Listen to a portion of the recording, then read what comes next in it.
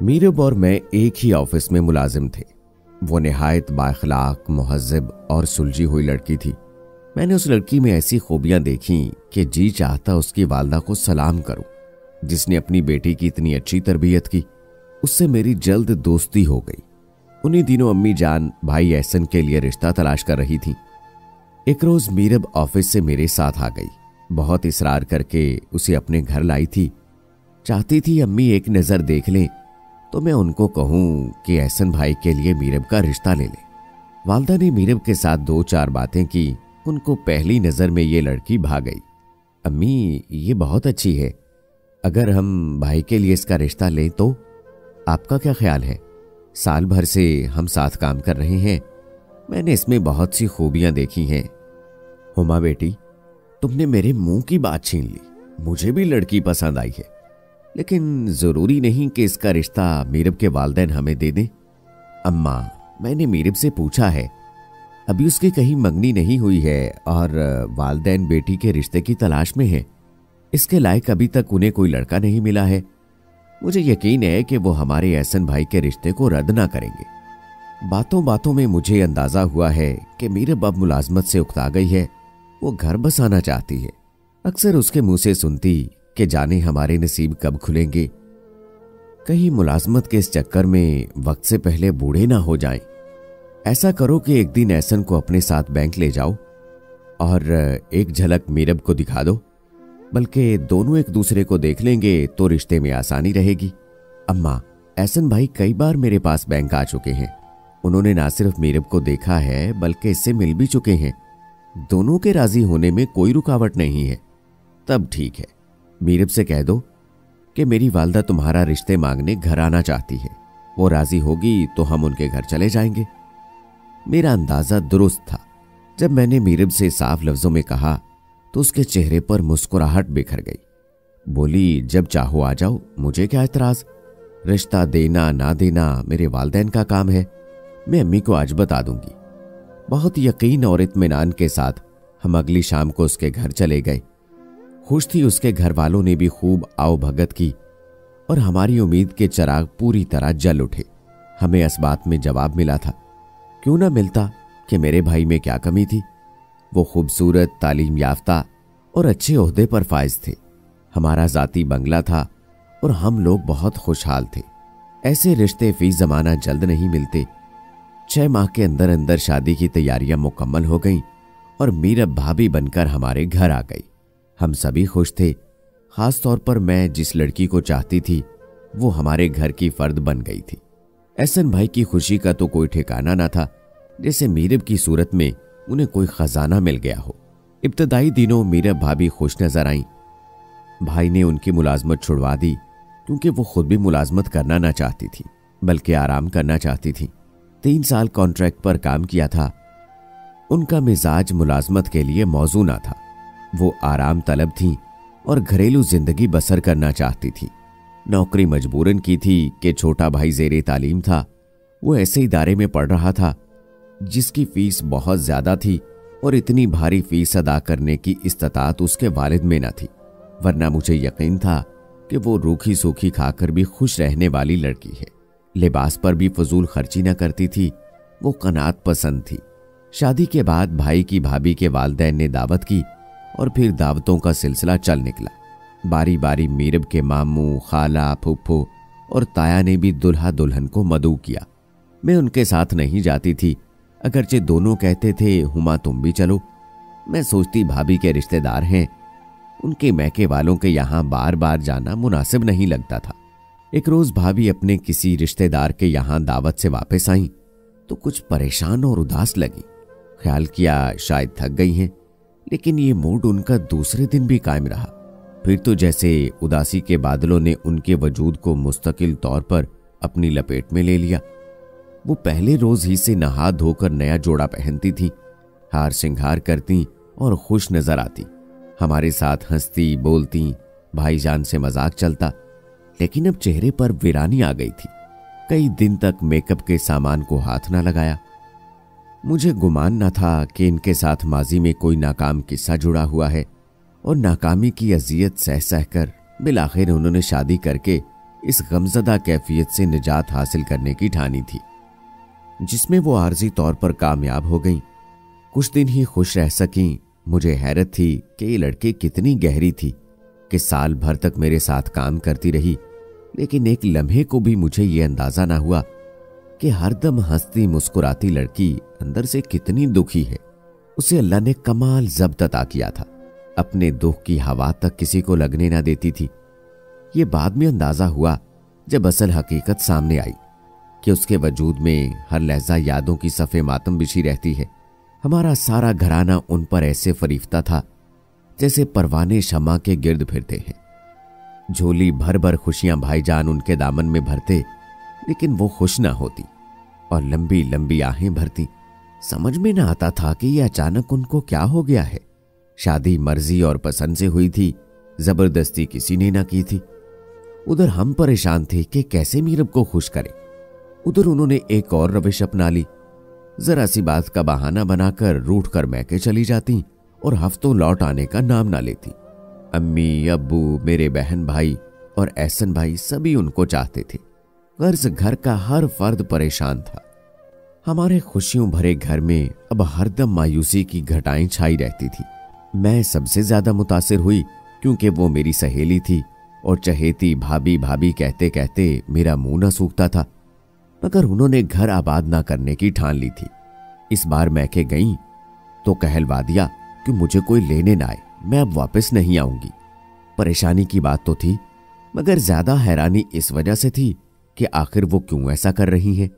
हर अमल के पीछे कोई ना कोई सबब होता है और उनके इस मनफी रवैये का सबब क्या था ये मालूम न था, जबकि उन्हें हमसे कोई शिकायत थी और न हमसे कोई ऐसी खता सरजद हुई थी जिस पर वो ऐसा शदीद रद्द-ए-अमल जाहिर करती।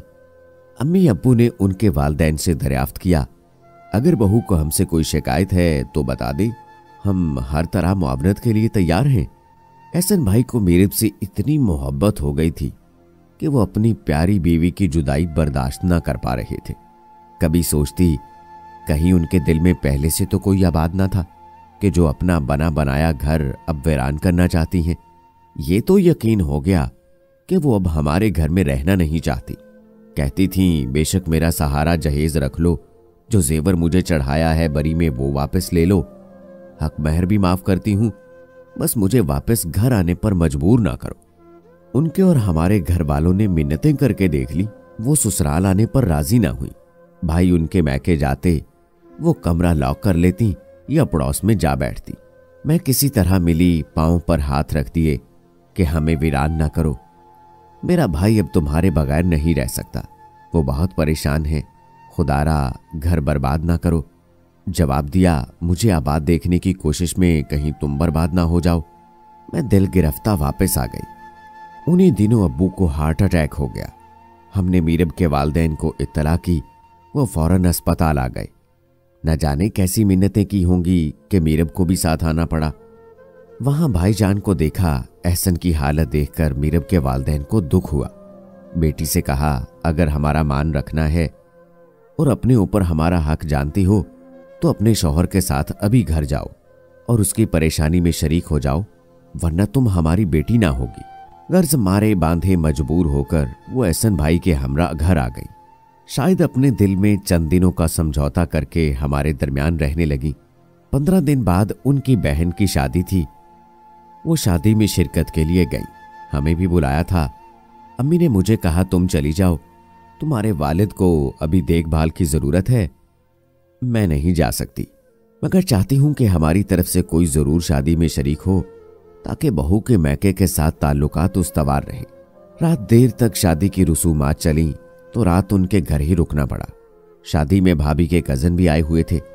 उनमें एक कजन जो मामू का बेटा था, जिसका नाम नायाब था, वो भी आया हुआ था। मैंने महसूस किया कि वो बहुत चुप चुप है, जैसे मुस्कुराना जानता ना हो।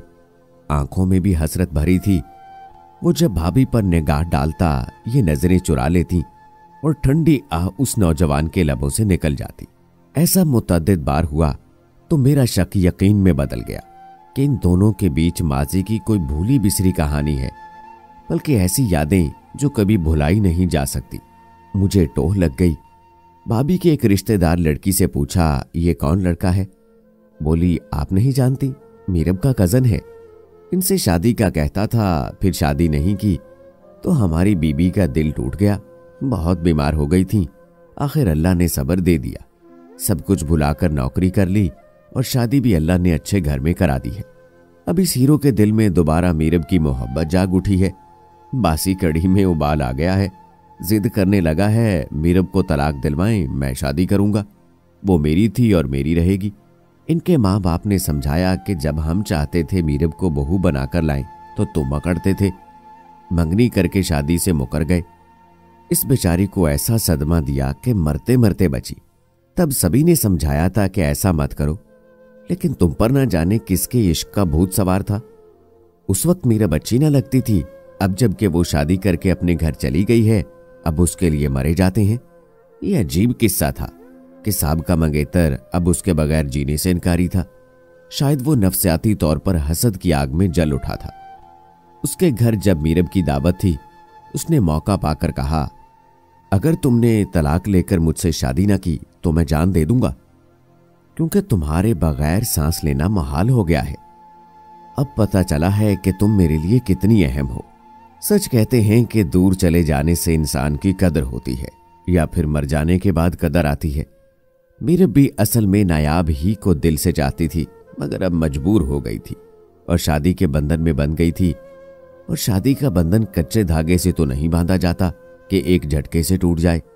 नायाब के बार बार तकाजों से वो परेशान रहने लगी, और जब उसने अपना घर बचाने के लिए मिलने से इनकार कर दिया तो उसने जहर पी लिया। जान कनी के आलम में अस्पताल जा पहुंचा। इस वाक़े ने मीरब को हिलाकर रख दिया।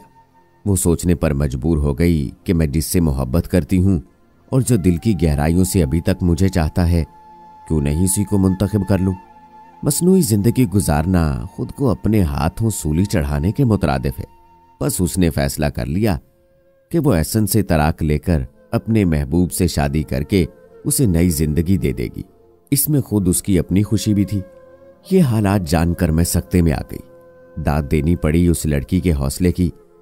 अपनी शख्सियत पर खौल चढ़ाकर, महारत से दिल की नगरी को छुपाकर दूसरों की आंखों में धूल झोंकती रही। हम सादा लोगों को बेवकूफ बना दिया।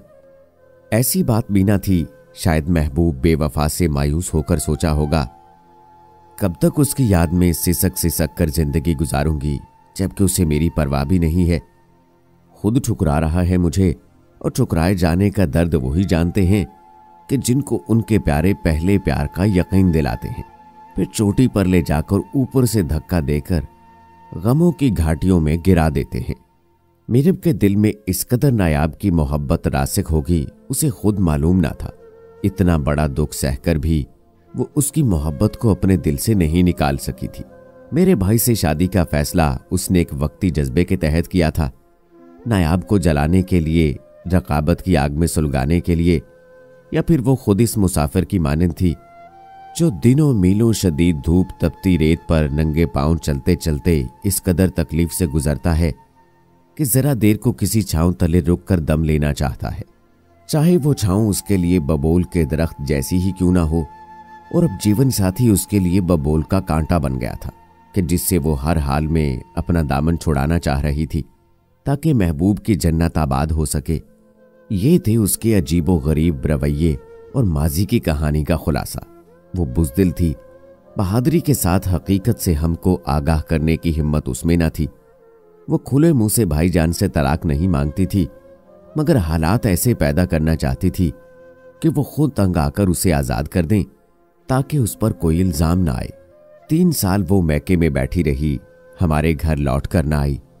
भाईजान सब्र से उसका इंतज़ार करते रहे कि कभी तो वापस आने का सोचेगी, लेकिन मीरब ने जो ठानी थी उसे वही करना था, चाहे यूं ही उम्र बीत जाती। बिलाखिर मैंने जुबान खोली और अपने भाई को बताया कि मीरब किसी और को चाहती है। वो खुद को किसी और की अमानत समझती है। आपसे शादी नादानी या मायूसी और गुस्से की कैफियत में कर ली थी। उसका महबूब लौट आया है, वो अब उसी के साथ जिंदगी बसर करना चाहती है। इंसान किसी के जिस्म को मलकियत बना भी ले तो ऐसी मलकियत बेकार है जब तक कि उसकी रूह आपकी साथी ना बने।